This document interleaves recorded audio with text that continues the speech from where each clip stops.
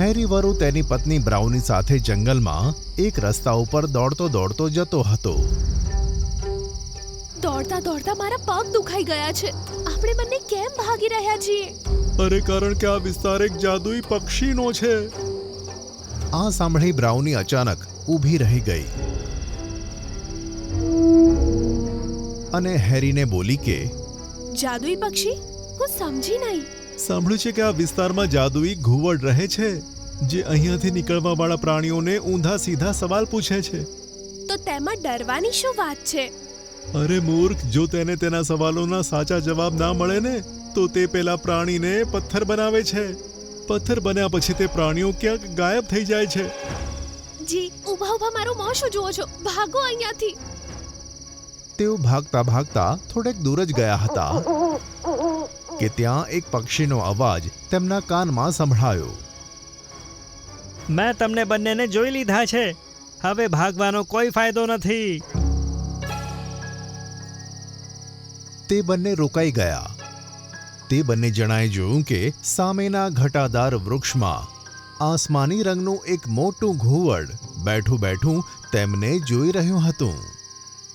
અચાનક ઘુવડ તેમની સામે જોઈને બોલ્યું કે હું તે જાદુઈ ઘુવડ છું. હવે તમે જો ભાગવાનો પ્રયત્ન કર્યો ને તો હું તમને પથ્થર બનાવી દઈશ. અમને અહીંયાથી જવા દો. ચોક્કસ જવા દઈશ. પહેલા મારા સવાલના જવાબ આપો. હવે અમે જે ફસાઈ ગયા છે તો તું તારો સવાલ પૂછ. બતાવો. તમારી સામે જો બે જંગલ હોય, એક જંગલમાં માંસના ટુકડા પડ્યા હોય અને બીજા જંગલમાં ભોજનનું ક્યાંય નામો નિશાન ના હોય, તો તમે કયા જંગલમાં જશો? આ તો એકદમ સરળ સવાલ છે. હું તો ખોટો બીતો હતો. સીધી વાત છે, માંસના ટુકડા જ્યાં હોય તે જંગલમાં જઈશ. આટલું કહેતા જ હેરી વરુ અને તેની પત્ની પથ્થર બની ગયા અને જાદુઈ ઘુવડ રંગબેરંગી કિરણો સાથે ત્યાંથી ગાયબ થઈ ગયો. બીજા દિવસે જ્યારે બિલી સસલું ત્યાંથી પસાર થયું તો હેરી અને બ્રાઉનીને પથ્થરના બનેલા જોઈને તે તો હેરાન થઈ ગયું અને દોડીને સિમ્બા સિંહની ગુફા સામે જઈને ઊભો રહ્યો.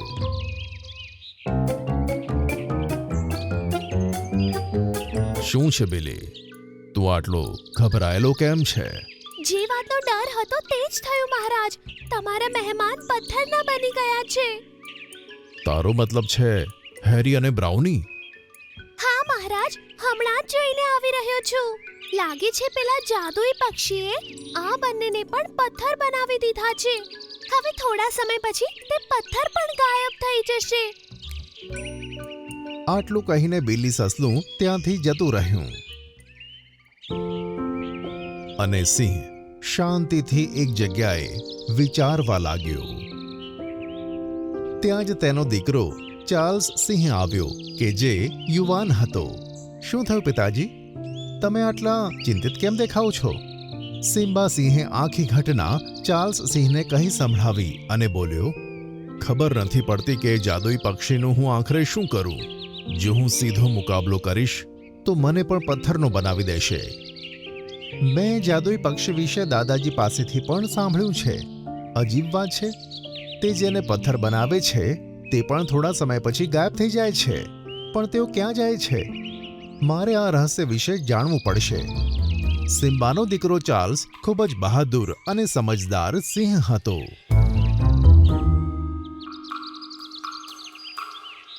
ચાર્લ્સ સિંહ તે વૃક્ષ પાસે ગયો કે જેની ઉપર તે જાદુઈ ઘુવડ રહેતું હતું. તું તો આ જંગલનો રાજા સિમ્બાનો દીકરો છે. તું તો રાજા બનવાનો છે. સાંભળ્યું છે તું આવતા જતા પ્રાણીઓને સવાલ પૂછે છે અને તેમને પથ્થરના બનાવી દે છે. તારો સવાલ શું છે? મને પૂછતો. તું તો અસલી સિંહ નીકળ્યો. જાદુઈ ઘુવડે તે જ સવાલ પૂછ્યો કે જે હેરી અને બ્રાઉનીને પૂછ્યો હતો. ચાર્લ્સ તે સવાલ સાંભળીને ઊંડા વિચારની સાથે પોતાને જ કંઈક કહેવા લાગ્યો. આના સવાલમાં જરૂર કોઈ રહસ્ય છે. મારે ઊંધો જવાબ આપવો પડશે. હું તે જંગલમાં જઈશ કે જ્યાં ભોજનનું નામો નિશાન ના હોય. તું પહેલું પ્રાણી છે જેણે સાચો જવાબ આપ્યો. હવે તારે તે જંગલમાં જવું પડશે. તે જાદુઈ ઘુવડ આટલું બોલ્યું જ હતું કે ચાર્લ્સ સિંહે પોતાને કોઈ બીજા જંગલમાં પહોંચેલો જોયો.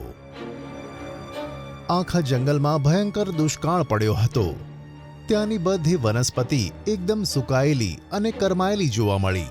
તે જંગલમાં કોઈ પણ જીવનું નામો નિશાન જોવા ન મળ્યું.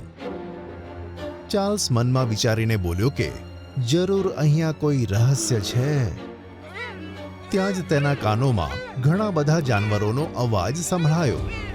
ચાર્લ્સ તે જાનવરોના અવાજની દિશામાં ચાલી નીકળ્યો અને દોડવા લાગ્યો. થોડા સમય પછી ચાર્લ્સ સિંહે પોતાની જાતને એક ગુફાની સામે ઊભેલો જોયો. તેણે જોયું કે તે ગુફાની બહાર એક મોટી જાળી લાગેલી હતી અને તે જાળીની અંદર ચાર્લ્સ સિંહના જંગલના બધા જ જાનવરો હાજર હતા, જે પથ્થર બનીને તેના જંગલમાંથી ગાયબ થઈ ગયા હતા.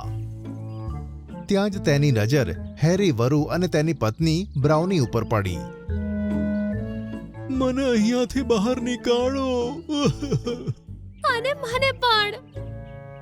ચાર્લ્સ સિંહ પોતાના માથાથી તે જાળીને તોડવાનો પ્રયત્ન કરે છે. ત્યાં જ તે પોતાની જાતને એક તળાવની પાસે આસમાની રંગની ચીલની પાસે જુએ છે. આખરે આ શું રહસ્ય છે? હું અહીંયા કેવી રીતે આવી ગયો? આ એક જાદુઈ જંગલ છે. જો તારે તારા જંગલના પક્ષીઓને આઝાદ કરવા હોય તો તારે અહીંથી દૂર એક ગુફામાં જવું પડશે. ગુફા? કેવી ગુફા? તે ગુફાની અંદર એક જાદુગર શિયાળ રહે છે. તારે તેને મારવી પડશે. પણ યાદ રાખજે, તેને મારવું એટલું સરળ નથી. તેની મૃત્યુનું રહસ્ય હું જાણું છું. તે મરશે પછી બધું સરસ થઈ જશે અને તને તારા પ્રશ્નોનો જવાબ મળી જશે. તો પછી ઠીક છે, મને તેની ગુફાની પાસે લઈ જાઓ. આસમાની ચીલ તે ગુફા તરફ ઉડવા લાગી અને ચાર્લ્સ તેની પાછળ ભાગવા લાગ્યો.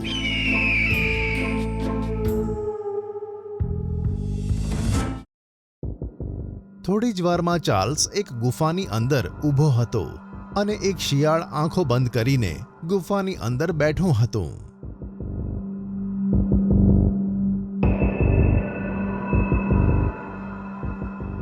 તો અંતે ભવિષ્યવાણી પ્રમાણે તમે આવી જ ગયા. કેવી ભવિષ્યવાણી? ભવિષ્યવાણી પ્રમાણે સિમ્બા નામના સિંહનું બચ્ચું અહીંયા આવશે અને મને મારી નાખશે. સાચું કહેતો? તે પેલા જાદુઈ પક્ષીના સવાલનો જવાબ ઊંધો આપ્યો હતો ને? બકવાસ બંધ કર અને મારા જંગલના પ્રાણીઓને છોડી દે. તું અહીંયા આવ્યો તો છે, પણ અહીંથી જીવતો બચીને નહીં જઈ શકે. જલ્દી તેની ગરદન પર હુમલો કરી દો. તે જ તેની કમજોરી છે. કંઈ પણ વિચાર્યા વગર ચાર્લ્સ સિંહે તે શિયાળના ગળામાં પ્રહાર કર્યો. શિયાળ એક જ ઝાટકામાં મરી ગયું. બીજી જ ક્ષણે ચાર્લ્સ સિંહને પોતાની જાતને તે જાદુઈ ઘુવડના ઝાડ નીચે જોયો.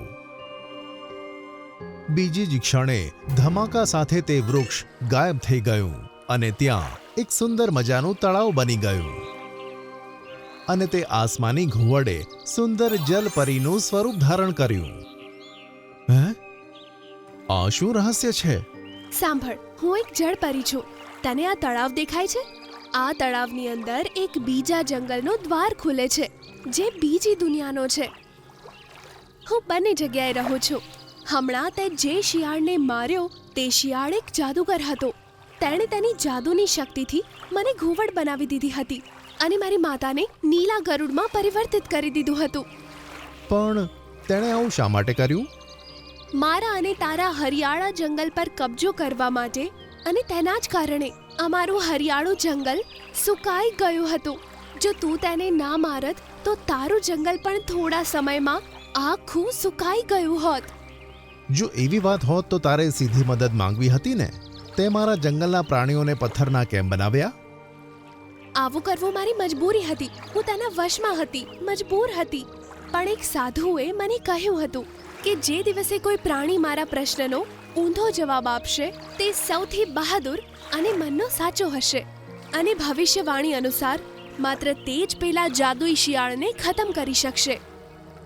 ત્યાં જ એક આસમાની ચીલ આવી અને તે પણ સુંદર જલપરીમાં પરિવર્તિત થઈ ગઈ. તેણે પોતાની જાદુઈ લાકડી આગળ કરી અને બીજી જ ક્ષણે તેના જંગલના બધા પ્રાણીઓ જે પથ્થરના બની ગયા હતા તે જીવંત થઈને સામે આવ્યા.